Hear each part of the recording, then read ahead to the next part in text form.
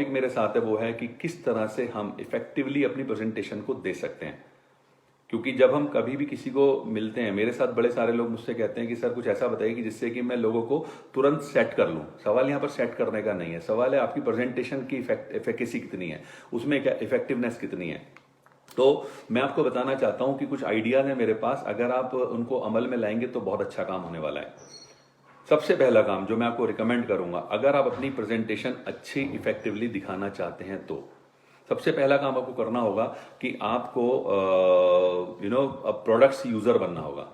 अब आपके मन में सवाल आएगा, यार पंकज जी ये कोई बात होती है, हम बात कर रहे हैं इफेक्टिवली बोलने की और आप बात कर रहे हो साहब प्रोडक्ट यूज करने की, इससे क्या रिलेशन हो सकता है अच्छी प्रेजेंटेशन का। पर दोस्तों मैं बता सकता हूं कि इससे बहुत बड़ा फर्क पड़ता है और इससे वाकई एक आपको जो चीज दिखने लगेगी वो मैं आपको अपने शब्दों में बताना चाहता हूं। आपने कहावत सुनी होगी, जो दिखता है वो बिकता है, सुना है आपने? मैं इसको दूसरी तरीके से बोलूंगा, लिख लीजिए कहीं पर, जैसे आप दिखते हैं वैसे ही आप बिकते हैं। जैसे आप दिखते हैं वैसे ही आप बिकते हैं। मतलब क्या हुआ इस बात का समझिएगा। C9 एक प्रोडक्ट है और ये C9 मैं 2004 से फॉरएवर हूं, तब से है। और यकीन मानिए C9 के सारे प्रोडक्ट्स मैंने वन टू ऑल सारे प्रोडक्ट्स अलग अलग तरीके से इस्तेमाल किए, पर कभी भी एक किट के रूप में इसको इस्तेमाल नहीं किया। ये मेरी भूल कह लीजिए या ये ऐसा कह लीजिए, शायद मैंने इस पर फोकस नहीं किया। लेकिन हरीश सिंगला सर ने जब C9 चैलेंज को लागू किया अभी हाल ही में 4 फरवरी से, तो मुझे बड़ा मजा आया। मैंने कहा यार मैं भी, क्योंकि मुझे चैलेंज देने में बड़ा मजा आता है, चैलेंज लेने में मजा आता है, तो मैंने तुरंत इस चैलेंज को एक्सेप्ट किया।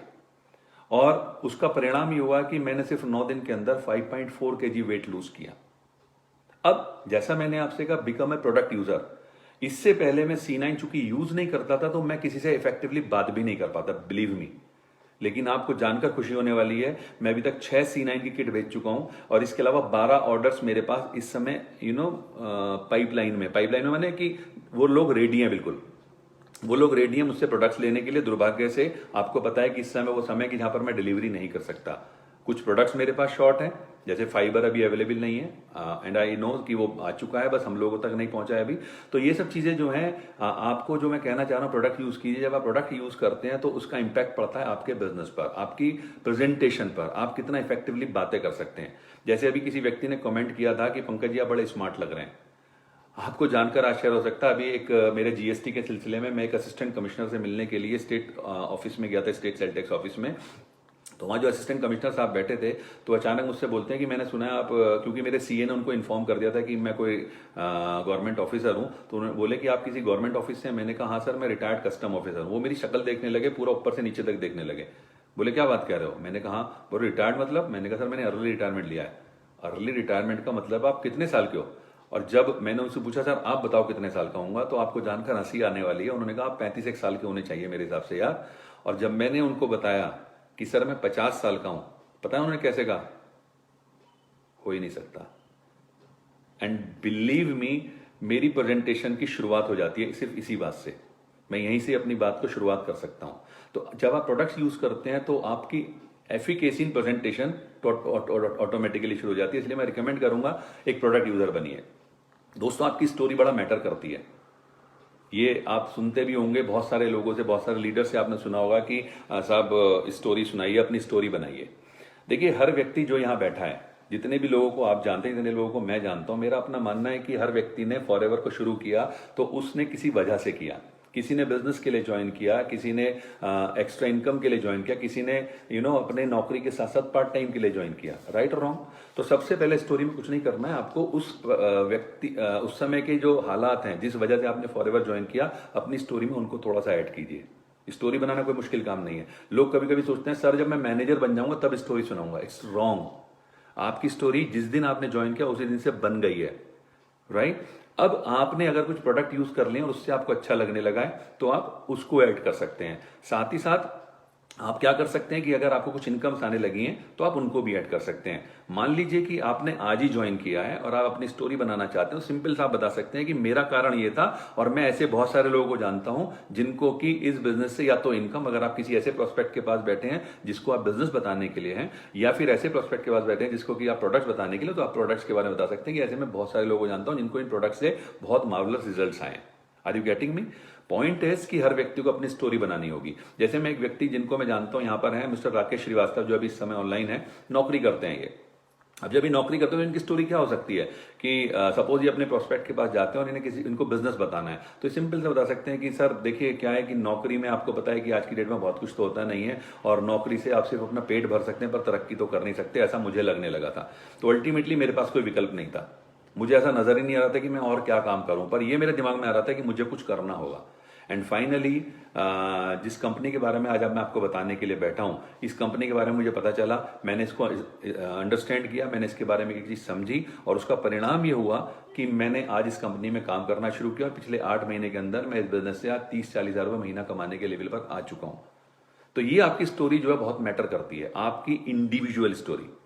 ओके, लोगों की स्टोरी में लोगों का इंटरेस्ट नहीं, लेकिन आपकी स्टोरी में लोग इंटरेस्ट देने वाले हैं।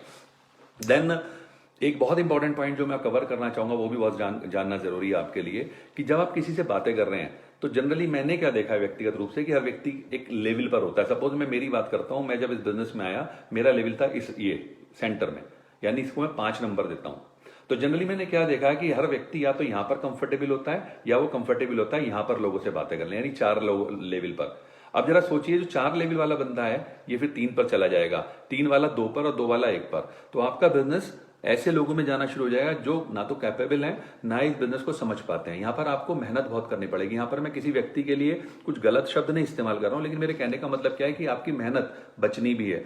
तो उसके लिए आपको क्या करना चाहिए कि जैसे आपका लेवल ये वाला है, आप या तो इस लेवल पर बातें कीजिए या इस पर बातें कीजिए, तो धीरे धीरे आप क्या देखेंगे, आपका बिजनेस धीरे धीरे अप आने लगा है। और ये जो लेवल का पॉइंट है बहुत इंपॉर्टेंट है। जनरली हम इस लेवल पर बात करते हुए क्यों घबराते हैं, क्योंकि हमें लगता है कि यहां पर वो लोग हैं जो हमारी टांग खिंचाई करेंगे। अरे भाई, कोई टांग खिंचाई नहीं करेगा, और टांग खिंचाई करके भी कोई आपका क्या उखाड़ लेगा, ये बताइए मेरे को। ज्यादा से ज्यादा वो ये तो कहेगा मैं आपके साथ ज्वाइन नहीं कर रहा हूं। मेरे को यकीन से बता सकता हूं कि इस बिजनेस में जितने ज्यादा लोगों ने नो सुनी है उतने ही ज्यादा लोगों का बिजनेस बढ़ा है। जैसे कि अगर आप जानते हैं मनदीप काम्बोज जी को, आप जानते हैं सुनील गुप्ता जी को, सबसे ज्यादा ना उन्होंने सुनी है। कभी कभी लोग कहते हैं सर उन्होंने कैसे नो ज्यादा सुनी है, मैं आपको एग्जाम्पल देता हूं। सुनील गुप्ता जी का मुझे नहीं पता, मुझे माफ कीजिएगा गुप्ता जी, लेकिन सपोज मान लीजिए उनकी आज की डेट में उन्होंने फ्रंट में अपने 1000 लोगों को भी ज्वाइन कराया। क्या आपको लगता है 1000 लोगों ने हाँ किया होगा उनको, या 4000 लोगों ने शायद ना भी किया होगा? अब उन 1000 लोगों में से डिफरेंट ऑर्गेनाइजेशन है, जिनमें से एक ऑर्गेनाइजेशन शुरू होता है अरुण सुराना जी से, हरलाल का जी से। अब अरुण सुराना जी के साथ ऐसे पता नहीं कितने सारे लोग हैं जिन्होंने उनको ना किया होगा, पर उनमें से काफी सारे लोग ऐसे भी जिन्होंने हाँ किया, जिनमें से एक को आप जानते हैं टीपीएस बेदी जी को, दूसरा आप जानते हैं सूरज सिन्हा जी को। अब जरा सोचिए, हर व्यक्ति ने अपनी ना बढ़ती जा रही है, तो सुनील गुप्ता जी की ना कम हो रही है या बढ़ रही है? हर व्यक्ति जो उनकी टीम में आता जा रहा है। तो यहां पर ना से घबराने की बिल्कुल जरूरत नहीं है, लेकिन आपको समझने की जरूरत है कि आप जब इस लेवल पर काम कर रहे होंगे तो आप इस लेवल पर जाकर के भी अपने बिजनेस को ऊपर की तरफ आप अच्छे कैटेगरी में ले जाने की तरफ जा रहे होंगे। मैं आपको एक आंकड़ा बताना चाहता हूं, हो सकता है मेरी स्पीड थोड़ा फास्ट हो, मुझे माफ कीजिएगा इसके लिए। ये आंकड़ा कहां पर से आया, अभी हाल ही में मुझे मौका मिला किम को होस्ट करने का, और हम लोग आगरा जा रहे थे, हम लोग गाड़ी में बैठे हुए थे, तो अचानक दिल्ली में एयरपोर्ट के पास थोड़ा जाम लग गया। अब जब जाम लगा तो वहां पर बहुत सारी गाड़ियां इकट्ठी हो गई, तो अचानक किम ने मुझसे पूछा कि पंकज इंडिया में कितने लोगों के पास कार्स होंगी? अब मैंने कहा सर मैं ये तो नहीं कह सकता कितने परसेंट लोगों के पास, लेकिन अप्रोक्सीमेटली 5% लोग। बोले वाओ 5%, इट मीन्स इंडिया की पॉपुलेशन 130 करोड़, उसका 5% कितना हुआ, 6.5 करोड़ लोगों के पास इसका मतलब कार्स हैं। उन्होंने कहा पंकज अगर सिर्फ 10%, इस फिगर को गौर से सुनिएगा, अगर सिर्फ 10% ऐसे लोग आपके बिजनेस में आ गए तो इंडिया को नंबर 1 जाने से जिंदगी भर कोई बीट नहीं कर पाएगा। इंडिया नंबर 1 भी भाग जाएगा और नंबर 1 पर ही रहेगा जिंदगी भर। तो मेरा आप लोगों को सजेशन है कि कृपया करके इस बात पर भी ध्यान दीजिए कि अपने से एक लेवल, आप जहां भी हैं जिस भी लेवल पर हैं, आप उसको बीच में मान करके चलिए कि आप उससे एक लेवल अप पर जाकर के बातें करें।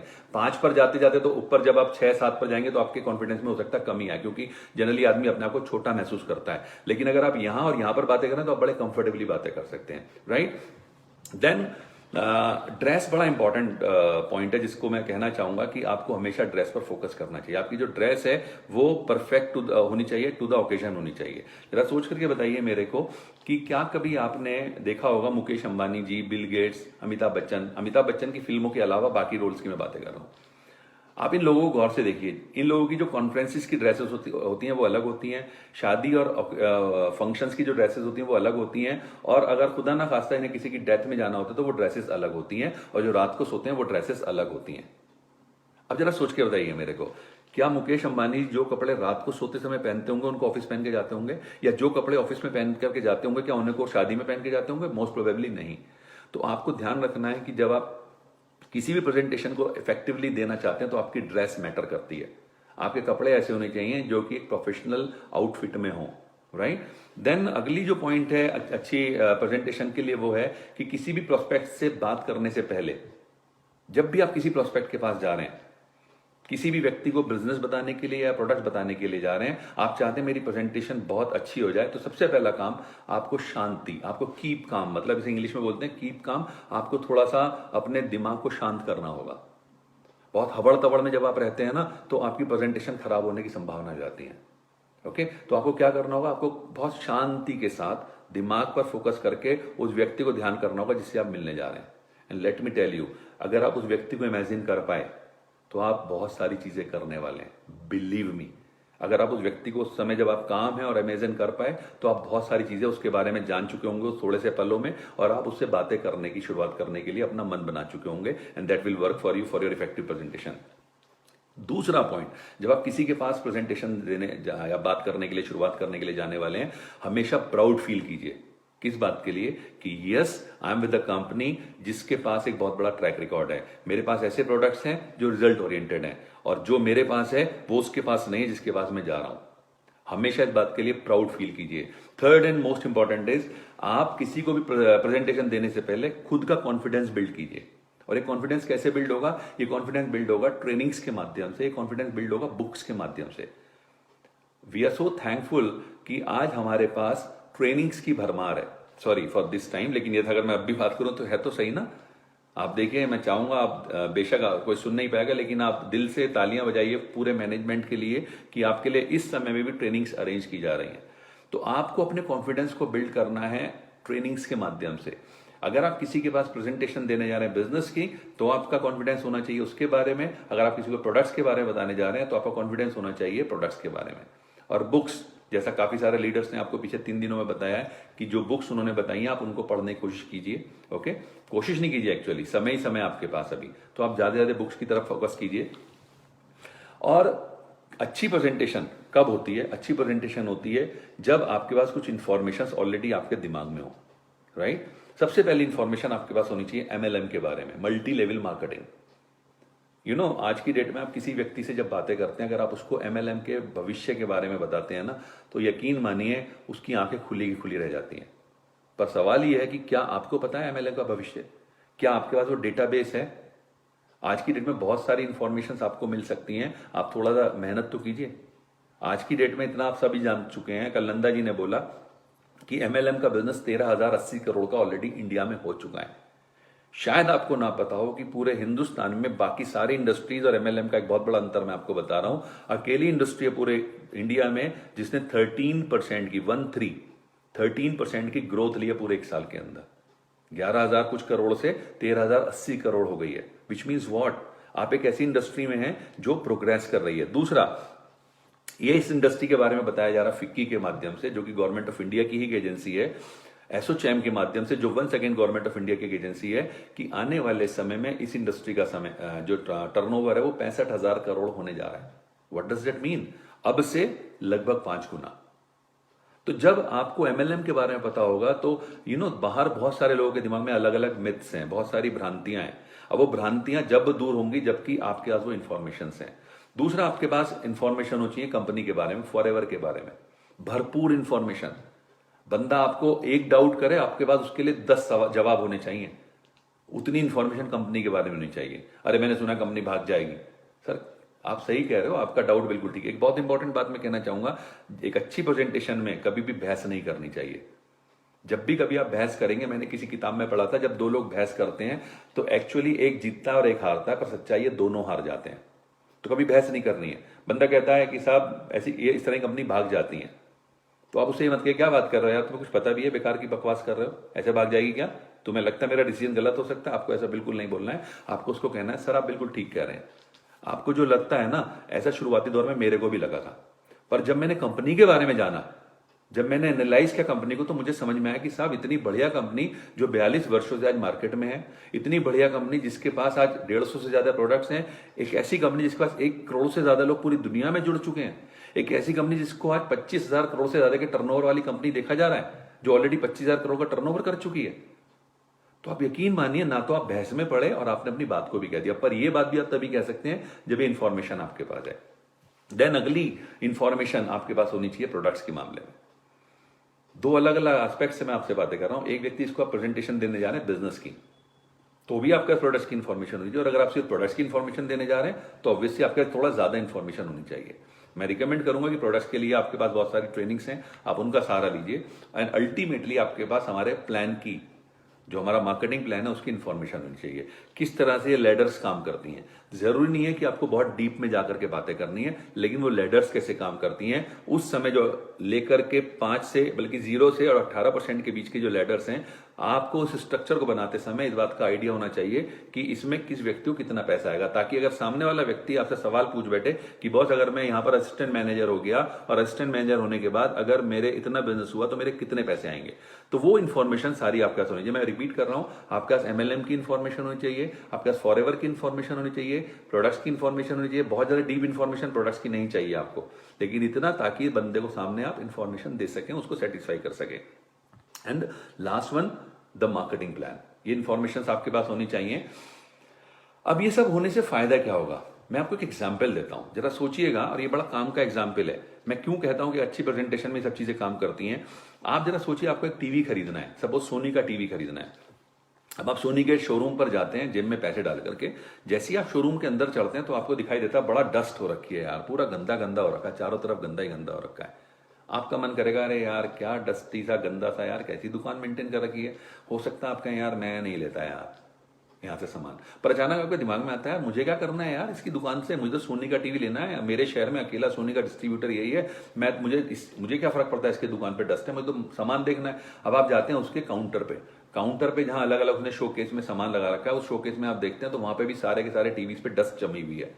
आप चलिए होता है यार क्या बकवास दुकानदार है यार ये, बट अल्टीमेटली आप कहते हैं यार क्या फर्क पड़ता है, मुझे कौन सा ये टीवी लेना, मुझे तो पैक्ड वाला मिलेगा ना। फाइनली आप दुकानदार जो कि बड़े गंदे से कपड़ों में बैठा है, आप उसे इशारे से कहते हैं भाई जरा 1 मिनट यहाँ ना, वो आता थका हारा सा आकर के आप उससे पूछते भाई जरा इस टीवी के बारे में मुझे कुछ इन्फॉर्मेशन देंगे, इसके थोड़े फीचर्स के बारे में बताएंगे। अब दुकानदार कहता है सॉरी बॉस, जैसा है देख लो, मुझे इसके बारे में कुछ नहीं पता। मैं दावे से कह रहा हूं, आप कहोगे यार मैं सोनी का टीवी नहीं खरीदने का, मैं चाहे बेशक किसी और कंपनी का टीवी खरीद लूं। अब जरा सोचिए क्या हुआ इस पूरे प्रकरण में।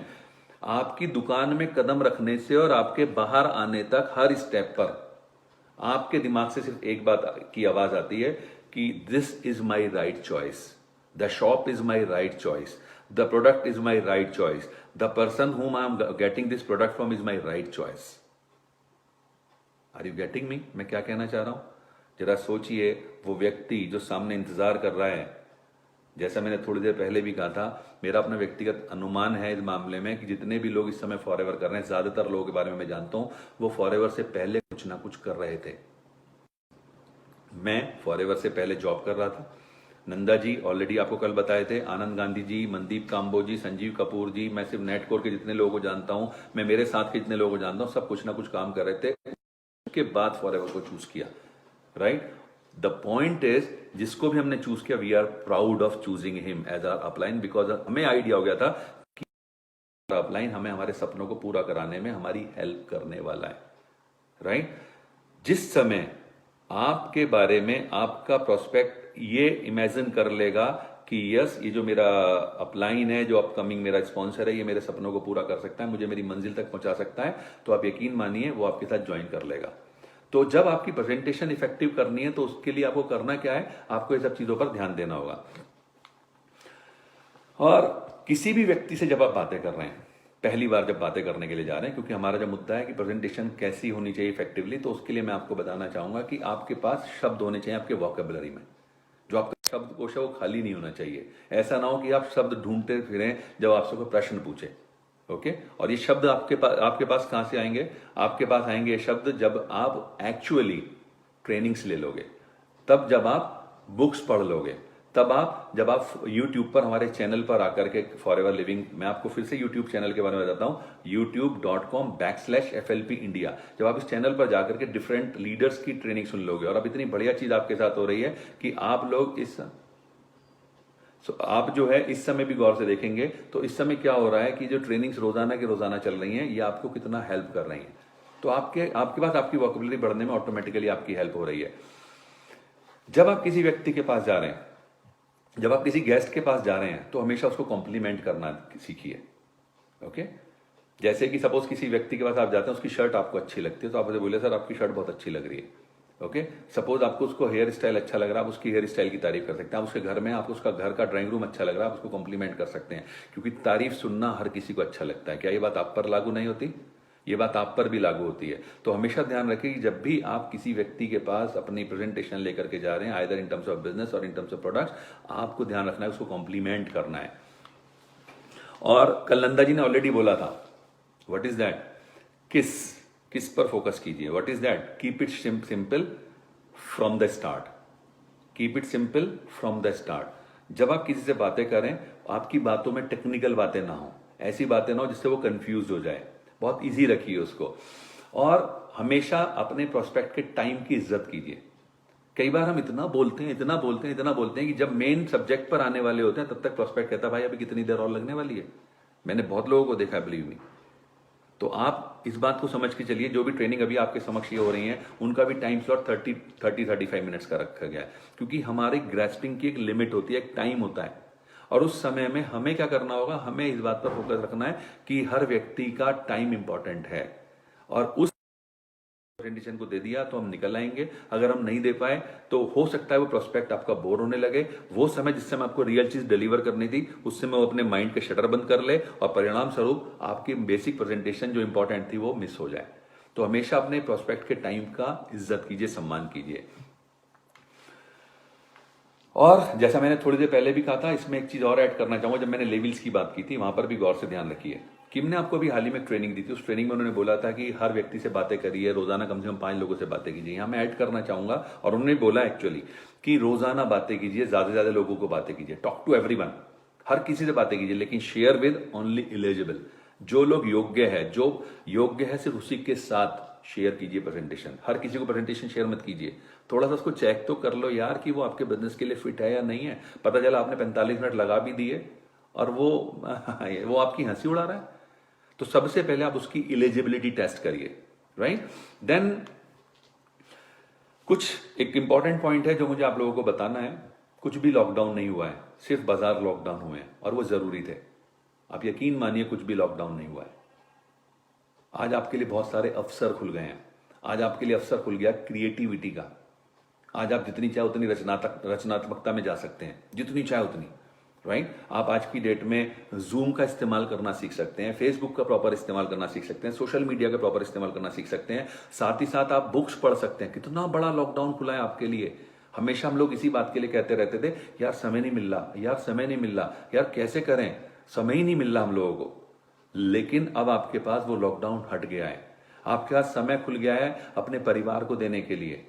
अभी मेरे पास किसी एक बंदे ने, पहले कभी जोक के रूप में चलता था, लेकिन अब बड़ा सीरियस मैसेज बन गया है ये। किसी ने मैसेज भेजा कि एक बंदा दूसरे से कह रहा है कि यार आज मैं परिवार के साथ बैठा। वो भी लोग बड़े बढ़िया है भाई। द पॉइंट इज, आपके पास समय मिल गया अपने परिवार के साथ बैठने के लिए। कितना बड़ा लॉकडाउन खुला है आपके पास आज की डेट में। आप ये मान के चलिए कि जब तक आप अपने आप को यहां से मान कर चलें लॉकडाउन लॉकडाउन लॉकडाउन, तब तक गड़बड़ है। और फाइनली मैं आपसे एक बात कहना चाहूंगा दोस्तों, ये मेरी हाथ जोड़ करके विनती है, कृपया करके निगेटिव मैसेजेस को मत भेजिए, बिल्कुल मत भेजिए। क्योंकि जितना आप निगेटिव मैसेजेस को भेजेंगे, मैं आपके लिए नहीं कह रहा, अगर आपके पास कोई भेज रहा है ना, उसको भी कहिए प्लीज मेरे को निगेटिव मैसेजेस मत भेजो।